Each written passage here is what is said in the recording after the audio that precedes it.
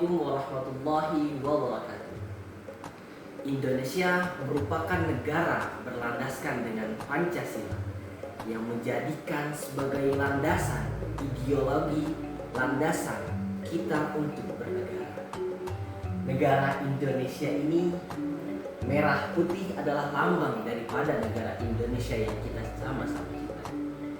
Bhinneka Tunggal Ika merupakan semboyan bagi negara kita tersebut. Namun, di balik semua kata-kata tersebut, di balik semua ungkapan tersebut, apakah nilai-nilai Pancasila ini sudah kita sama-sama terapkan di dalam kehidupan keseharian? Bagaimana cara kita mengimplementasikan? Bagaimana cara kita menghidupkan nilai-nilai Pancasila yang ada dari sila pertama sampai sila kelima di dalam kehidupan kita sehari-hari? Sebagaimana yang ada di dalam sila pertama, ketuhanan yang Maha Esa mengajak kita untuk beribadah, mengajak kita untuk bertuhan kepada Tuhannya, mengajarkan kita untuk beribadah, untuk memegang agama dan keyakinannya pada setiap masing-masingnya.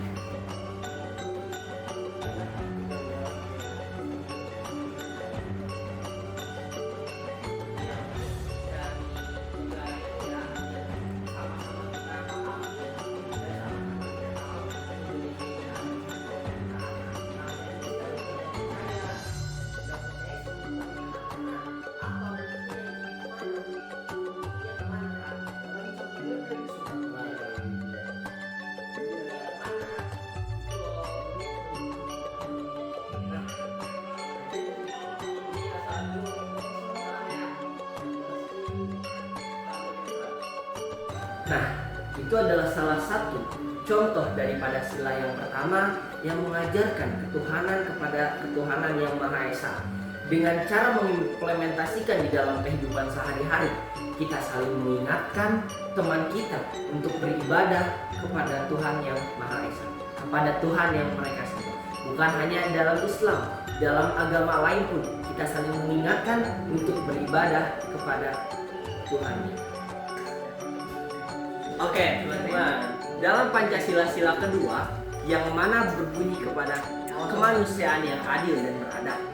Yang mana kemanusiaan yang adil dan beradab ini bagaimana sih cara kita untuk mengimplementasikannya dalam kehidupan sehari-hari? Nah, kita sama-sama bisa ambil contoh dari para teman-teman santri semua di sini. Yang mana mereka bisa duduk, mereka bisa bersama tanpa memandang satu sama lain, tanpa harus melihat dari keluarga manakah mereka berada, dari siapakah orang tuanya seperti apa, tanpa memandang. Mereka duduk sama setara di sini tanpa melihat, dan mereka tetap bersama.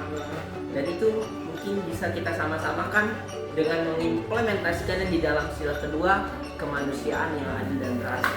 Mereka bisa duduk rukun bersama, bisa beradil dalam segi kehidupan di pesantren ini.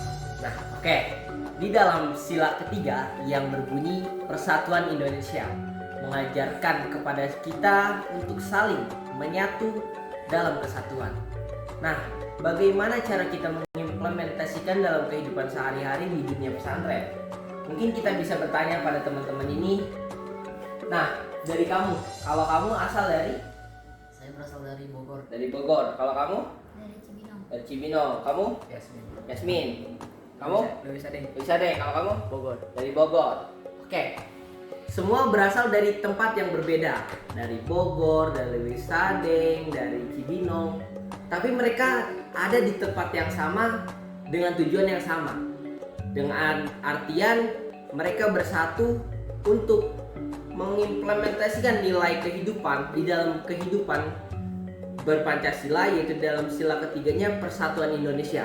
Jadi di mana Persatuan Indonesia ini tidak memandang dengan mereka dari latar belakang mananya, mereka tetap ada di dalam satu gedung yang sama, dalam satu asrama yang sama untuk tujuan menimba ilmu. Dan di dalam sila keempat, kerakyatan yang dipimpin oleh hikmat kebijaksanaan dalam permusyawaratan perwakilan, yang mana kita Indonesia hidup dengan demokrasi, hidup dengan Ya, seperti kita ketahui di mana ada sistem pemerintahan yang mana salah satu kita sebagai warga negara Indonesia menganut pada sistem pemerintahan tersebut.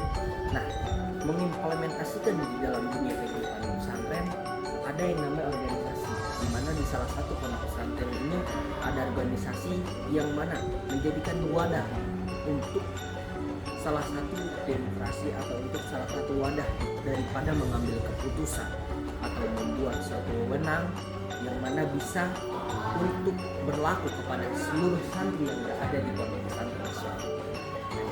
Dengan karena itu cara mengimplementasikannya dengan cara kita bikin organisasi atau berada di dalam satu ruangan lingkup yang mana di dalam ruang lingkup tersebut menghasilkan hasil-hasil diskusi dan kesepakatan yang diakui atau yang telah disetujui oleh keputusan bersama.